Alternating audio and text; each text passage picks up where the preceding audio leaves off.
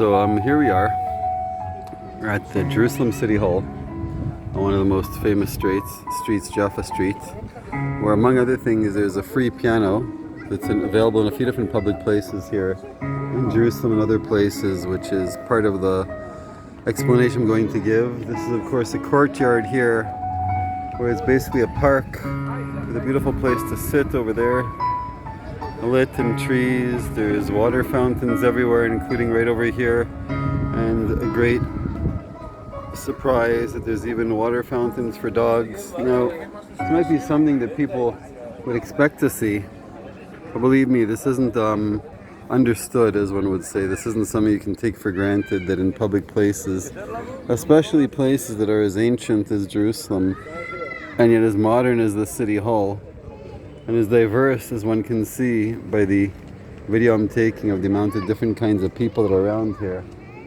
This is a very, very symbolic place. It wasn't picked by random for the continuation of this documentary of All Lives Matter. So of course the question we're asking is,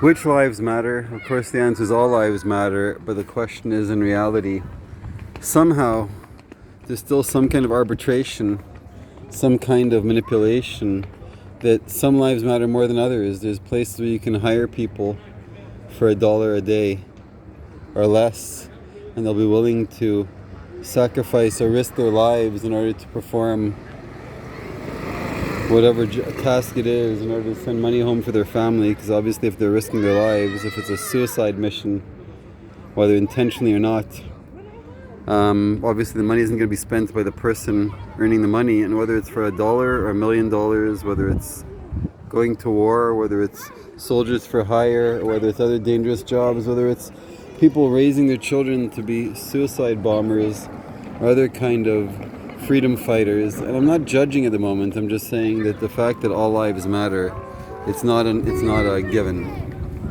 And it's not a given that they all matter equally, as we know, which is the tragedy. So at this place, the reason why this is such a symbolic place for that question, besides the incredible diversity that's here, I mean, the same piano that just before there was a modern Orthodox Jewish boy, now there are Muslim women from modern, which I'm not trying to expose, but from modern as far as their clothing to traditional and everything in between. This is the place. There are Africans, North Africans, South Africans, Middle Africans of many different faiths and connections. There are Hebrew Africans, and there are Christian Africans, there are Muslim Africans here. There are people from all faiths and all backgrounds, and the irony is, why am I saying that this is the symbolic place? Because without arguing, when did it all start and where did everything start? At least from the Abrahamic faiths, what we also call as the monotheistic faiths, which include, of course, Islam, Christianity, and Judaism in no particular order. It all started here. According to many others, it also all started here. When I say here, meaning Jerusalem. And not too far from here, at the end of this road that we're on, is the old city of Jerusalem, which is where the Temple Mount is, where I was earlier today. And according to certain traditions, that's where the cornerstone, the fountain stone, the birthing stone, the spring of where the world was created from, came from the stone Even HaShtiyah, the thirst-quenching stone, is on the Temple Mount. So why is this the most sought-after place? And why is all the conflict here? Because from the beginning, the question was, which lives matter? I mean, however you want to look at creation, according to the tradition, of course, the Garden of Eden was meant to be vegan. The future Garden of Eden is going to be vegan. And the idea of the creator for the creation was meant to be vegan. Or at least do no harm. Not vegan where you get to do harm, vegan where you do no harm. It had nothing to do with being vegan because there was no alternative. In other words, there wasn't the alternative to eat flesh or kill animals because it was never permitted in the first place. So it all starts here because over time, whether it was Cain and Abel, whether it was Adam himself, whether it was Eve, depending on how you want to look at who did what sin when. And of course, this is all metaphorical, symbolic, whatever you want to call it, because we all make the same decisions every single day. We've been taught through efforts of speciesism and other kinds of collateral damage, or issues of survival and scarcity and survival of the fittest. We've been taught that yes, there are times when some lives matter more than others. Some people go to war and some people don't. Some people are willing to kill and other people are willing to be killed. To protect ideals, to protect lives, other lives. So it's not a new question. Of course, in a perfect world, all lives should matter, and all lives do matter, and no one should matter more than the other. And it doesn't matter whether it's an ant or a human or something edible or not, whether it's predatory or otherwise, because in a perfect world where there's peace and harmony, there would be no predators. So yes, people would live in peace and harmony. There would be loving energy all the time, infinite love and gratitude. So what went wrong? What went wrong? Well, if we want to take the traditional explanation of what went wrong, there's actually the choice given to man. When you want to say man meaning mankind, whether you want to say man meaning the male species, whether you want to say man meaning Adam, the point is, unlike the rest of creation, which seems to go more or less with instinct, with a certain ingrained sense of what's right and wrong, at least for them, humans have the ability to rationalize and overcome instinct and overcome whatever our drive is through rationalization. I would say logic, but it's not logic. It's rationalization, which means it's a very subjective logic. We can be swayed, we can be tempted, we can be convinced, we can be blackmailed, and we can be blindsided, and we can be brainwashed, and we can be bribed. Of course, not all of us. It does exist in the human condition. And when it exists in the human condition, it means that we all have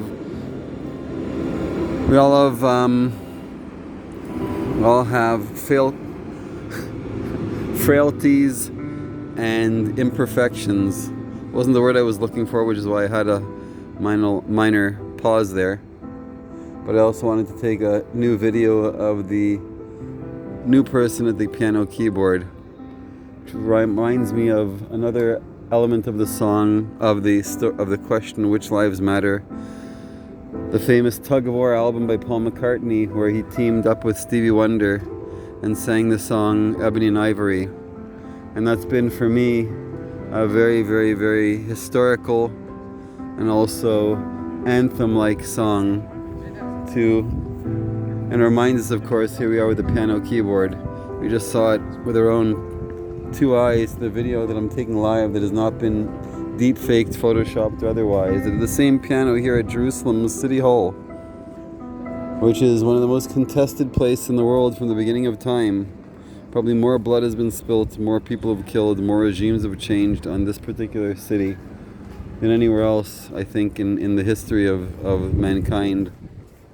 I could be wrong, and I'm happy to be corrected, but I don't mean to rewrite history. I'm just saying I don't know if too many cities have had more controversy in them and over them than this city. That's what I really meant to say. So feel free to correct me. I'm open for corrections. I always like to learn more. So it's just amazing what we see flying by. I haven't even made commentary on all the different people walking by or all the different vehicles going by, but there have been emergency vehicles that are manned by volunteer ultra-Orthodox Jews, which very few people realize is an unofficial response to the draft dodging issue of the secular versus religious in Israel among the Jewish people. And of course it subdivides into other sectors also. But the controversy over why do certain people serve the public and others don't. And I'm happy to say that I took part in the negotiations of having that kind of public service or national service of being first responders recognized by the then finance minister Benjamin Netanyahu, who was then finance minister. And although the government accepted the idea, the right-wing ultra-Orthodox parties didn't, because the whole point was they don't recognize nationality. They'll still serve the people but not the government. I don't want to get into those politics either, but again, it's which lives matter. So you'll see people that'll risk their lives, they'll desecrate the Sabbath, which is the only thing you're allowed to do it for, which is to save a life. They will do it to save another person, whether it's a Jew, Christian, Orthodox, Muslim, but not for the name of the state. And again, I don't want to get into the politics, but the politics run really deep here. So now, as I showed the picture before, there's now Orthodox Jewish young women playing the same piano that's here. People come and go not realizing who've touched the keys before, and it's not that they should realize or care, but it's just amazing how music can bring people together. So Ebony and Ivory live together in perfect harmony, side by side on my piano keyboard. Oh Lord, why don't we? That was Ebony and Ivory by Paul McCartney and Stevie Wonder, and I see it live here. So to say after 40 years-ish of that question, which is roughly when when that album came out, Tug of War, and the Stevie Wonder collaboration on Ebony and Ivory came out, I've been on this quest asking this question of which lives matter, specifically for 45 years, almost to the day. Well, not to the day, but close to it. 45 years. I've been wondering it my whole life because it was ingrained in me that not all lives matter equally, even though it's wrong. And here we are now in the same city center that I've been to many times through my life, at very pinnacle parts of my life. I was here when I was 8 years old as a vegetarian, when I first became an animal activist and started asking the question, and the vegan and vegetarian choices were slim and far and few between. Very few people knew what it was. I was here again as a teenager for high school and university and other secondary studies in order to try to build a better world and build bridges and learn to teach communication and humanity. And then nobody knew what vegan or vegetarian was either. It was very hard. Now I can walk up and down the street, and like I say, first of all, there is unity. Unofficially, there's unity. There's people getting along, riding the same light rail train. You'll have every mixed population in there, and I mean that in a good way. You'll see the emergency vehicles going up and down the street, and I say that not because there's emergencies going on, but because it's closed to regular traffic. So it's a pedestrian walkway, only to emergency and public vehicles, so yes, you have to be careful. It's an amazing thoroughfare of electric or other non-regulated vehicles, and of course the most amazing flow of people walking through here on a daily basis, Sabbath included, where the traffic is much less because public transportation stops while emergency vehicles continue. So looking at the main street, as one can see from a distance, I'm not highlighting it, but just a cross section of populations to walk through, where there's more modestly dressed women, and of course more contemporarily dressed women. There's men of all shapes and size and ages. There's people in wheelchairs because yes, this is a wheelchair friendly area, more or less. There are people with all sorts of other interesting vehicles. I'm sure during the time that we sit here, you'll see people zooming by on electric scooters or non-electric scooters, on electric bicycles, non-electric bicycles, all sorts of electric small vehicles that should but don't require licenses. And you'll see the most amazing cross-culture, cross-section of people flying through here. Just amazing. So all lives matter. Back here in this place, man was given the choice to make that decision. And of course he failed. He failed once, he failed twice, he failed many times. Whether you want to say man is mankind or man is man, meaning the male species, whether you want to call it man as far as Adam, we're given the choice to relive our past, to correct our mistakes, or to move on and do better. So it applies to everyone, man and woman, of all shapes and sizes. And I was going to say that now walking up and down this Jaffa Street, it's amazing the amount of choices that are available, vegan and otherwise, healthy and otherwise. Just 3 years ago. Sorry that I'm shaking, that my voice is cracking, but I'm getting emotional. Because just 3 years ago I came here try to spread the word of a better way. Try to take the Plant Pure Nations and Plant Pure Communities message of building pods and taking the restaurant campaign, and I went to restaurants and other establishments alike, from 5-star hotels where it's $1,000 a night to catering establishments, and all this is recorded.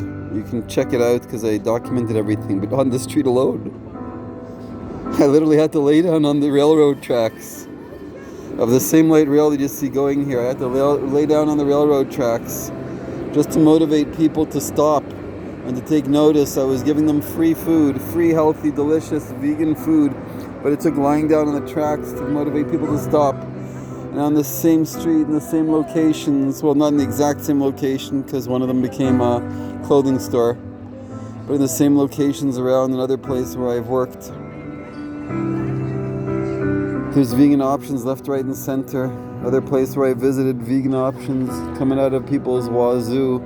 You can't even keep track of their choice. They don't even realize how many vegan choices they have. And the transformation has happened. So all lives matter. That's the answer. Everybody knows it. And we're all getting there. And we're all finding ways to apply that. But how did it get to the point where not all lives mattered, where we made judgment? Well, given the choice in the first place, or posing the question in the very first place, which one can ask, was theoretical, was philosophical, was hypothetical, but it was posed. Once the question's asked, then the different sides have to be weighed. If I were to ask you, whoever you are listening to this right now, are you going to tell me that all lives matter equally? Well, there are criminals and there are saints. There are murderers and rapists out there and horrible people out there that we know. And there are people that risk their lives to help others. So how can we say that all lives matter? Well, again, in potential and in a perfect world, all lives matter. I would say that the criminals of today, yes, there are many. And of course, there's even more if we give everyone a vote, because everyone is a criminal to somebody else, one way or another. And of course, not everyone, but enough people are. But objectively, we wouldn't say that. Objectively, we wouldn't say that. Objectively, we would say some people's lives matter more only because of crimes or actions they've done or good deeds that they've done. And other people matter less because there's a scoring system. But in raw potential, we all deserve the same chances. And I would argue that anyone making the wrong decision today wasn't given a fair chance to beginning, because whoever did make that first choice or decision or judgment, whoever asked the first question, was the one who put it out there. My argument is that for the first time since the creation of whatever, since the first time of the creation of mankind, of humanity, of this world, we actually have free will and we actually have the choice to make a good decision. So I can't on behalf of other people forgive everyone, but on behalf of myself I do. Only if they're willing to repent. And part of repentance, according to our tradition, is confession, is regret, and it's making sure to never do it again. And of course, it's only for as long as we can, but it's making that effort. We're in the month of Elul, and according to the Jewish lunar calendar, or at least according to the biblical lunar calendar, because eventually in this talk I'm going to take issue with the term Jewish. And forgive me all of those who are already wondering, how the hell am I going to do that, being who I am and everything I've represented? But if you're patient enough, you'll understand and you'll get it. I apologize to all those who don't speak English and who would like to listen to this. If you'd like this in Hebrew or other languages that you think I speak or know that I speak, if you'd like this translated by AI that I have, that it can translate it to any language you'd like, just ask. So forgive me. I have to put it in the comments after. But the thing is, we've been told that there's such thing as scarcity. We've been led to believe through the primitive way of seeing things in the past that there's scarcity. And once there's such thing as scarcity in the world, then your survival is at risk vis-a-vis someone else's survival. Because if there's only enough food to go around for less than everyone out there, then someone has to kill someone else to take it. And if not, you're going to cause someone else to die by taking it. So the scarcity mentality, which is fake, and is manufactured, it is arbitrated, it is manipulated, it is imposed upon us to justify all the wrongs that have been done since the birth of humanity. And there were times of scarcity, don't take me wrong. I mean, there are places in the world where food is scarce. There are places in the world where resources are scarce, and some of it is actually even from natural causes. But it wasn't meant to be that way, and a perfect world isn't like that. So now that there is no scarcity in reality, that there's more being thrown away every day than what it takes to feed or to satisfy everybody on this planet, we have to fix that. So yes, we've started PCRM, which is not the original PCRM, which is Physicians Committee for Responsible Medicine, but for everyone who isn't a doctor and who wants to do more than just medicine, we've started the People's Committee for Responsible Management. Check out our website, pcrm.xyz or XYZ if you don't speak English. And it explains, you can also check out our Facebook page, PCRM, or People's Committee for Responsible Management. There's our Facebook page, and there's many other ways of finding us. But we are trying to give the power back to the people in order to save humanity and save the planet. This is a non-violent, non-political, non-controversial, should be non-controversial platform, because we are doing this while governments are trying to figure out what to do. We're just going to do it on our own. It's mostly food-based, and extension from that, of course, it's the rest of sustainable living, because the food has to be sustainable. Everything has to be sustainable. By the definition of the word sustainable, it means that if it's not sustainable, we shouldn't be doing it. If we want any future for anyone, I happen to already be a grandfather, I'm proud to say, so I do care also about my children, also about my grandchildren, so that was a non-proper grammatical application there. We don't say also twice like that. It's not an English expression that I just used. I apologize. But yes, I care about the future. For as long as I'm alive, and if I keep up with this diet and lifestyle, I should live much longer than I'd like to right now. So I'd like there to be a better world for me to live in. That's been my whole motivation from day one. Every single thing I've ever done was to make the world a better place so that I'd have a better world to live in. It's been selfish at the same time as it's been selfless, because it has never been at the expense of anyone else or instead of anyone else. It's been to share with everyone else, because yes, the cries of others bother me. They don't give me peace. So here we are at the first time in history where there's enough out there if we just know how to use the resource that's readily available. Remember, I forget the name of the doctor, but there was a prominent plant-based doctor that was speaking about the riots that happened wherever he was living, I forgot where, and the looting. And I said the amazing thing about being plant-based is even after looting that happens in places, which I'm not taking sides, not justifying or condemning, I can understand without justifying or condoning. I can understand both sides, as wrong as it is. Isolated, I can understand all sides. But he was commenting that the beauty about being plant-based is even after looting, they go after the stuff that plant-based people don't want anyhow. The fruits and vegetables, the grains, the legumes, the cheap stuff is there. So if you know how to eat well, if you know how to eat properly, there's never going to be a shortage, because the land provides.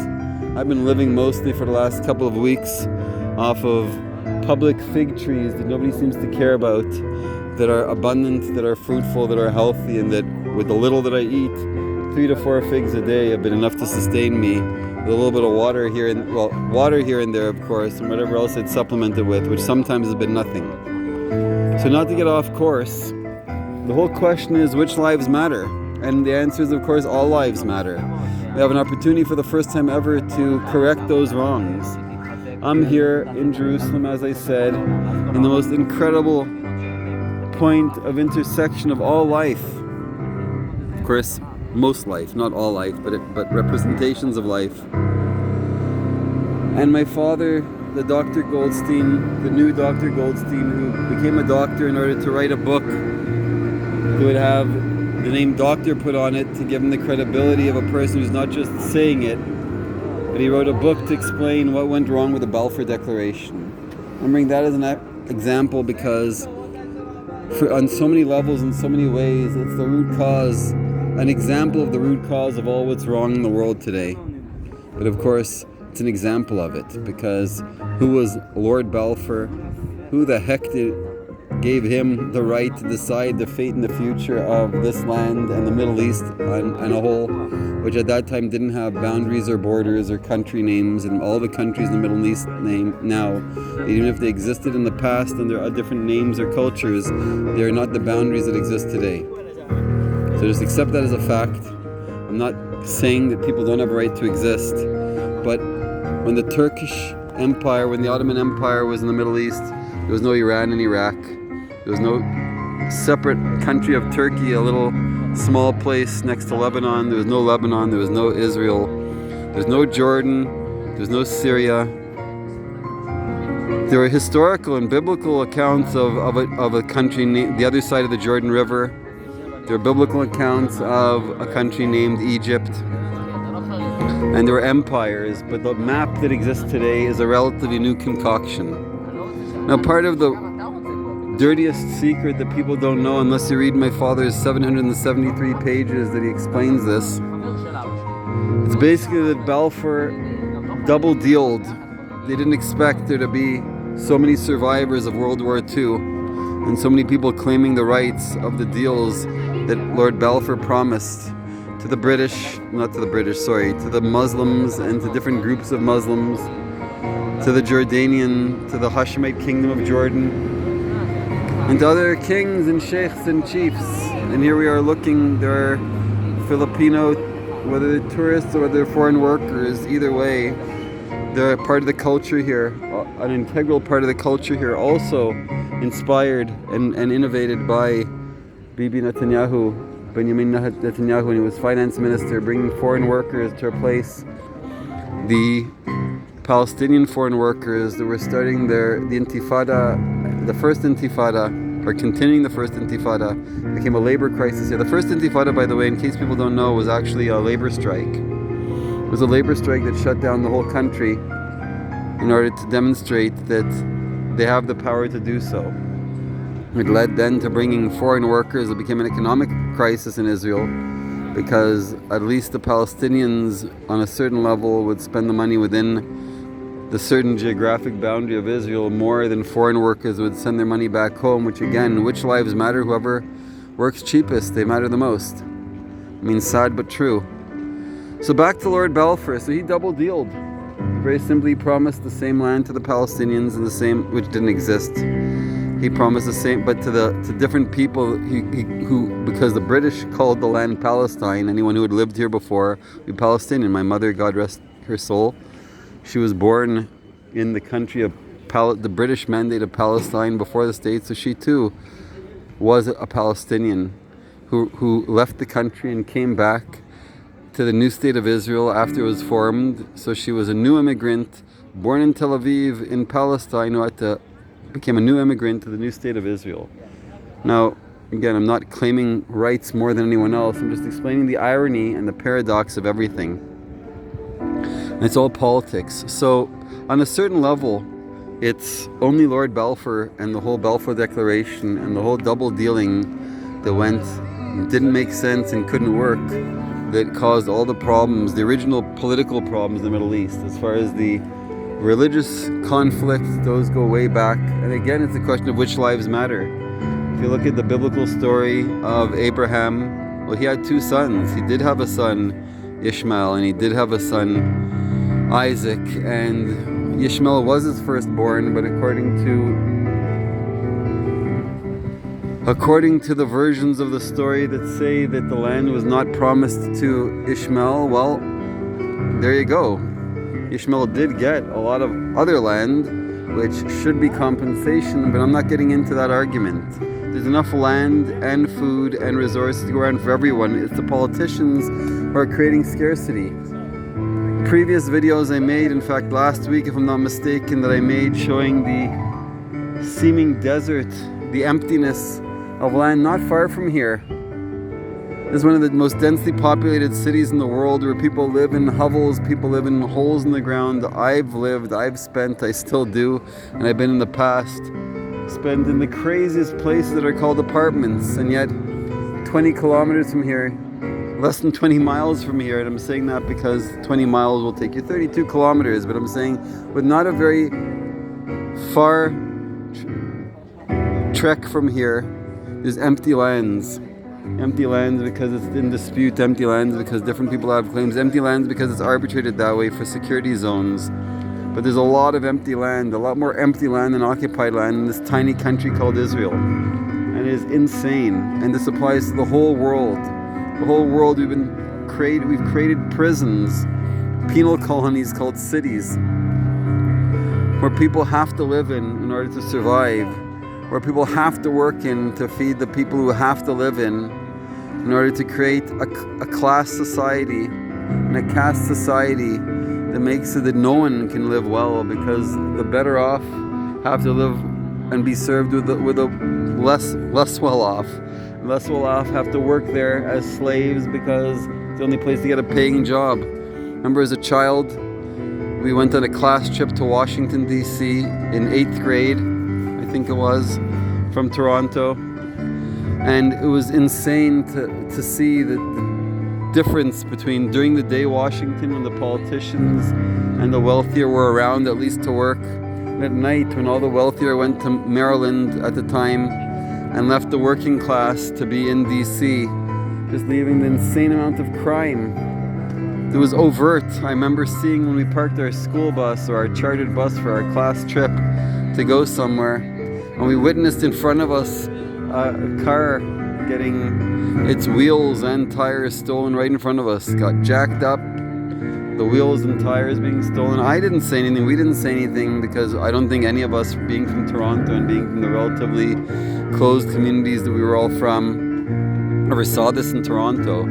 But I was sure people were just changing their tires, but when they ran off and didn't come back, it was made abundantly clear to us, I don't remember by whom, that no, that's a regular thing. You park a car, the wheels get stolen, and nobody does anything about it because it's a petty crime. So all lives matter, but not yet, because we've set things up where some matter more because some people are willing to and some people have to work for minimum wage and less. I mean, with all due respect, I've been doing for the last several years, at least 3 years, and some would argue for the last 10 years, I've been working below minimum wage, way below minimum wage, in fact, below minimum wage even for some third world countries probably. Part by principle, part by choice, and part by necessity, but mostly to prove that the way things are set up and designed and the way things have been manipulated and manufactured and orchestrated is completely unfair and wrong. And anyhow, this is a bigger part of the story and I don't want to get sidetracked. I might pack up and move to a different location that I've been talking for 33 minutes. But it all started here. It all starts here. And it's time for it to change. It's time for it to change because I touched on the Jewish question, which is something I've been very discreet about talking about because we have to be careful how and where we talk about it. But the whole concept of turning the state of Israel into a Jewish state, I'm holding my breath before I go on to say I think that in itself was one of the most racist things that has been self-inflicted, but I think that was the number one root cause of all evil, was turning the state of Israel, or the land of Israel, into the Jewish state. Now, I'm not saying that it should not only be for the people of Israel, but I think defining who's a Jew, what's a Jew, who can be a Jew, who can become a Jew, who's defined as a Jew, who's allowed to be a Jew, why would one want to be a Jew, as the whole political issue that goes around this tiny little piece of land that's become an infighting issue at least as big as it's been an external issue. I mean, this goes back to the biblical days. This goes back to the biblical days after King Solomon. In the days of the Bible, when King Saul was picked as the first king, it was meant to bring peace to the world. And I'm not going to discuss the horrific wars that the Bible describes and the genocides that happened then, because I wasn't there. I can't defend what happened. I wasn't witness to what happened. But I will acknowledge the fact that yes, the way it talks in the Bible, in any of the Bibles, of how war can, should, and have been waged, I wouldn't agree to that today. So just be that on the record. But the point is, in the biblical accounts of what happened here in this land and in the area, I want to just remind ourselves that all of the wars that were in the name of the First and Old Testament, meaning pre-Judaism even. No, not pre-Judaism. Well, yeah, pre-Judaism, but not pre the children of Israel. But basically the birth of monotheism. I'm trying to be very careful here, both to be accurate and also be politically correct. Both to be correct and also be politically correct. But the point is, until King Saul, the only kings around were kings that didn't believe in God. At least not in one God. And because of that, it was a question of, who are we fighting for? Are we fighting for one God, meaning we're fighting for an absolute rule of truth. And again, I'm not saying who has it or who doesn't. Don't catch me on the words. But the notion was, until then there were idol worshippers. Until then, man decided who got to live and who died. Man decided who was sacrificed. Man decided everything. The idea behind the kingdom of Saul, and then the kingdom of David, and then the kingdom of Solomon, and then every kingdom thereafter, and then the next king that we're waiting for now, which is the Messiah, which I'll get into in a moment, how I interpret that. But basically, the concept wasn't to root out people and for a genocide, regardless of how it was done. The concept was to bring in an absolute truth, where there'd be absolute morals and absolute justice, where people wouldn't be manipulated and trafficked, and where people would only be ruled by one God who knew everything, the all-seeing eye, the all-hearing ear, and the hand that wrote everything down. Now today we can understand that. Today we can understand what that means. We're all being watched, we're all being recorded, we're all being tracked, and that you can't hide anywhere from anything. And even if you think you can, you probably can't. This is the one true God, however you want to define him. The singularity solution, the threat of AI, robots taking over the world, aren't going to do it in and amongst themselves. And I can explain that because, yes, I've lived that world and studied that and lectured about that. And that is my professional background. So when my father claims his PhD, not claims, my father has his PhD and doctorate in political science in order to write this book, I can take the same claim for the things that I talk about, on my own level at least. I don't know what's going on here, but it is a little bit interesting what's going on here. I'm just curious. I don't want to need anything, but I'm just curious as to what's going on here. Now, so moving right along to the hypothetical purest notion and explanation of what is the kingdom of God, and who decides and who defines that. I'm just trying to bring to the point that it was meant to be the one true set of justice, that the King of all kings, God who knows all, he will judge. Only he can judge. Bear in mind that this is not far from Jacques Fresco's concepts in the Venus Project, where AI will help man rule the world, since AI is the only system that can be objective if programmed right.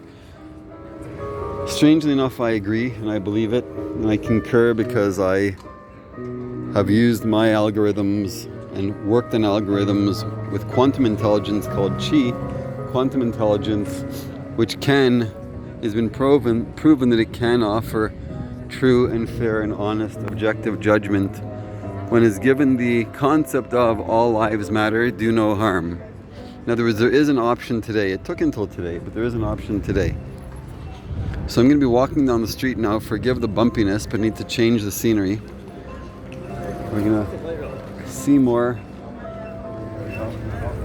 experience more, change the scenery, and then I'll continue talking. Because this is supposed to be Saturday Night Live.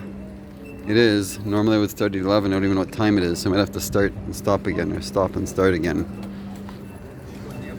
So the concept of the one true king and I'm not gonna judge or get political about who it was, but Saul wasn't the right one. He was replaced with King David, who didn't have the merit or wasn't chosen to build the temple, and King Solomon did, to bring a light unto the nations. I'm not defending him. I'm just trying to start off with the headline based on the biblical account before we can get into all the yes or no. Do we believe in it? Do we not believe in it? Do we agree or do we not agree? But the point is, that was the notion. And according to some texts and some notions, he did for a while. It was good for a while. Things were right for a while, and then they weren't.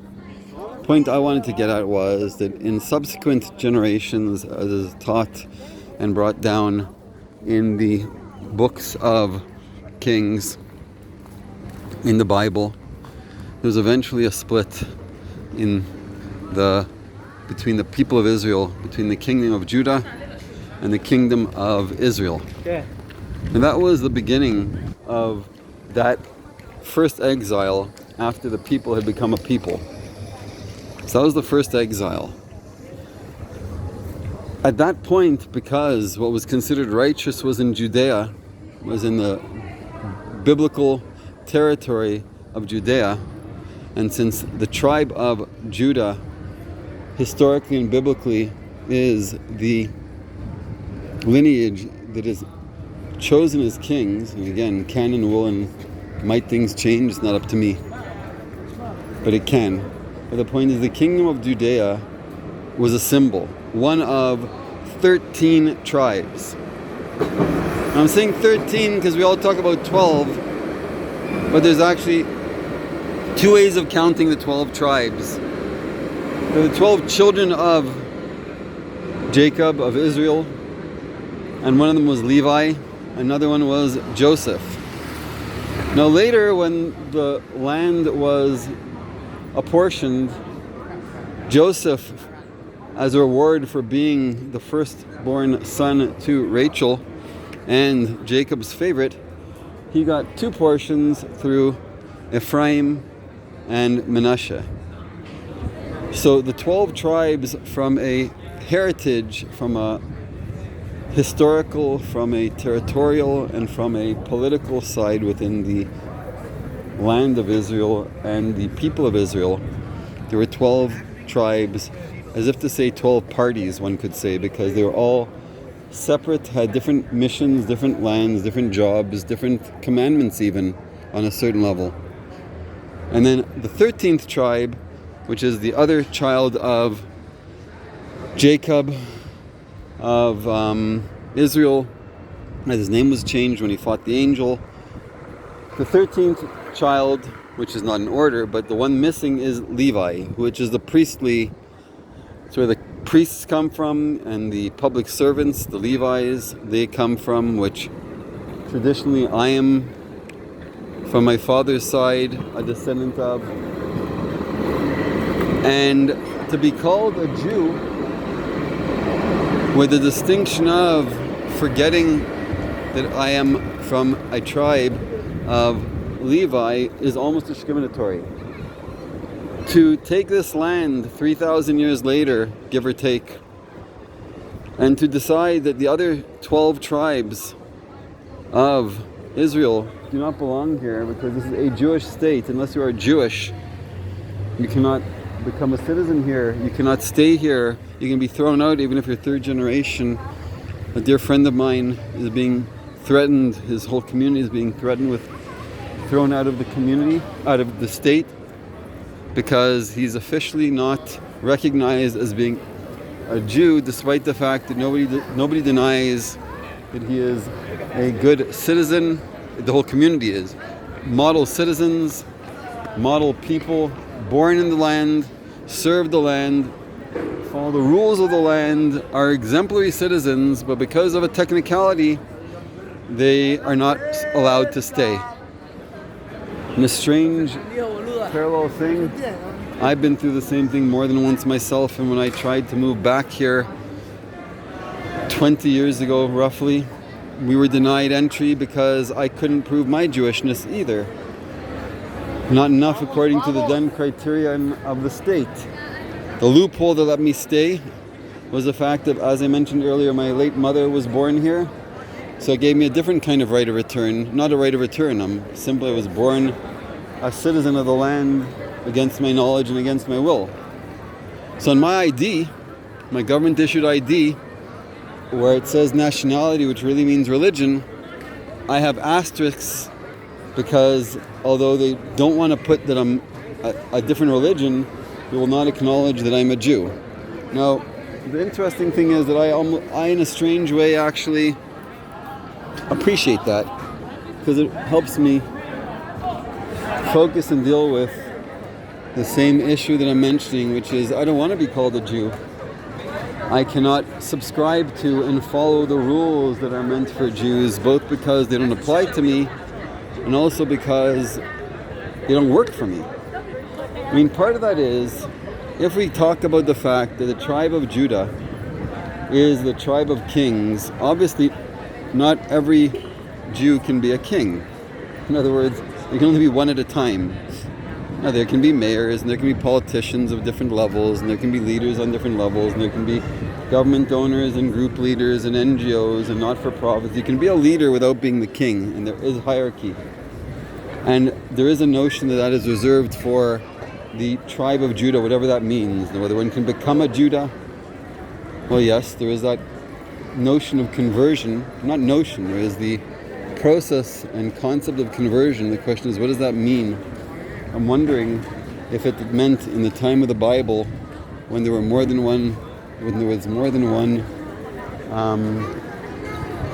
one recognized tribe within the 12 tribes. I'm wondering if people were allowed to pick which one they wanted to join, because I don't think it's only that one is able to convert to Judaism in the sense of being part of the tribe of Judah, but if one would answer what I was alluding to before, which is, yes, if you follow the rules and fulfill the obligations of what you need to be a good leader, you can be a leader. Anyone can be a king if you prove worthiness. That's the point, not through conquest, but through proving worthiness. And that is the point I'm trying to get to. I am like I said, from my father's side, Dr. Goldstein, my birthright, according to our tradition, is Levi.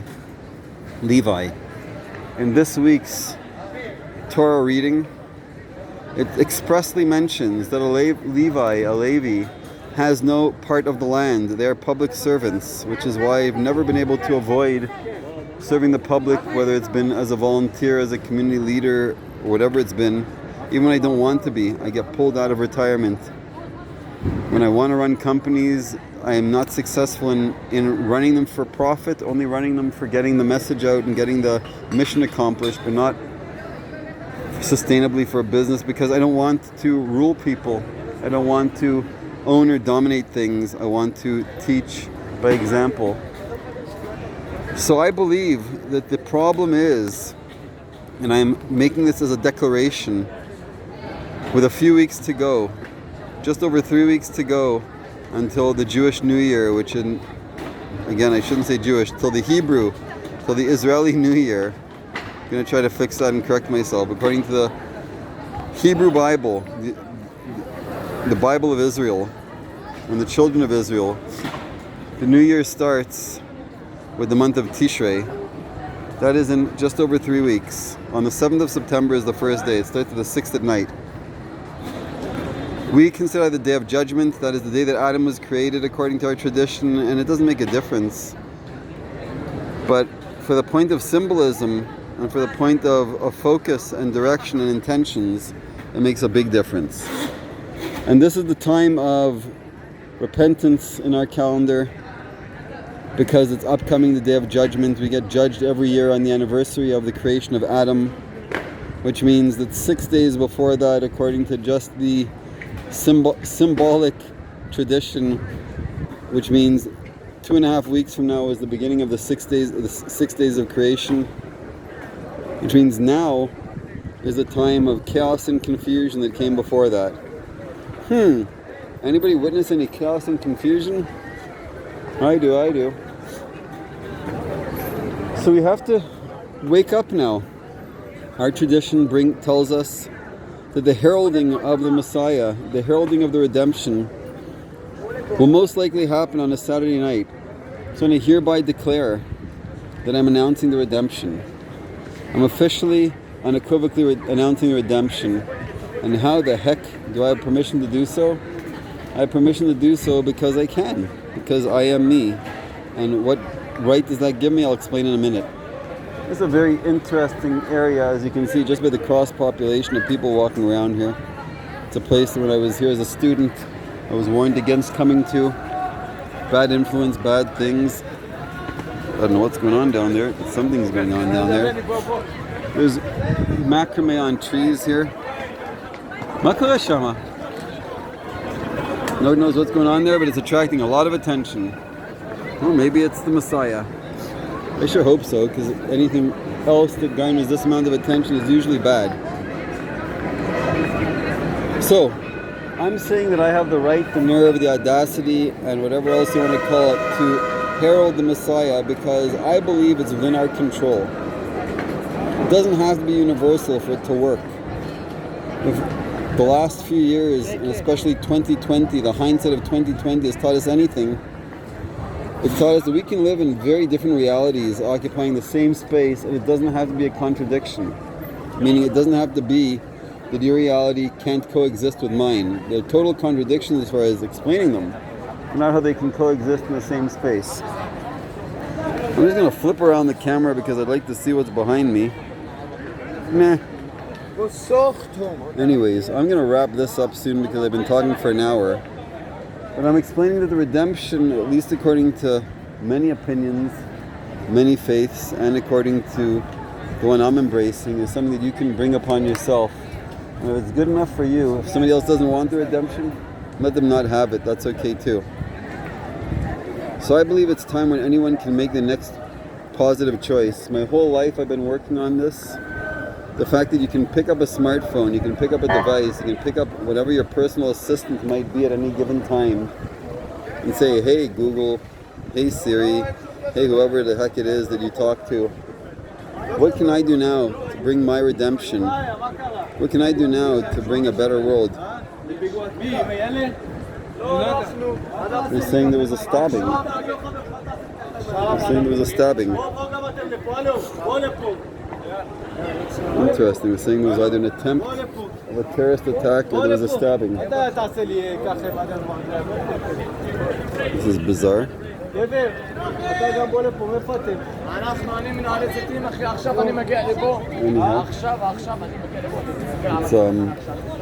I'm gonna move to a different angle. So, this is at the same time. So they're saying one guy was running, somebody stabbed him, and the guy took off. I have no idea what this is, if this is true, if this is real. This is the worst thing that's happened all day in the world. I can't say it's okay, but you know, I've heard worse, I've seen worse. I don't really want to hang around here because it can get messy. Not that I'm afraid or anything, just that I'd rather continue my talk and I don't want to get distracted by what's going on here. Now, this is a typical Saturday night in the heart of Jerusalem. So I just want to wrap up as we're getting really close to 1 hour mark and probably really close to me starting the next video. I just want to make it abundantly clear that if you have the ability to make choices that are easy enough that'll bring you the life that you dream of, a perfect life. By the way, this crocheting is just a street art decoration. If you have the ability to ask Google or do a search or ask a friend and how to do better, and if you want guidance, just ask me, and how your life can become the life of your choice and your dreams, and anyone that you care about you can bring into that, and the people that don't want to be part of it, they don't have to be, and you can still be friends and you can still coexist. You can still have a good life. If that's the truth, and that is, then I believe the redemption is here. So, on that happy note, I'm going to wrap this up so I can post it. And I'm wishing everyone that they can experience the same kind of redemption that I am trying to share with other people, because I'm sick and tired of trying to show it to people. The only thing that's holding up my own total and complete and absolute utter redemption is the fact that I'm too busy trying to help other people find theirs. So get on it, guys, so I can take a break and enjoy my life a little bit. Thank you.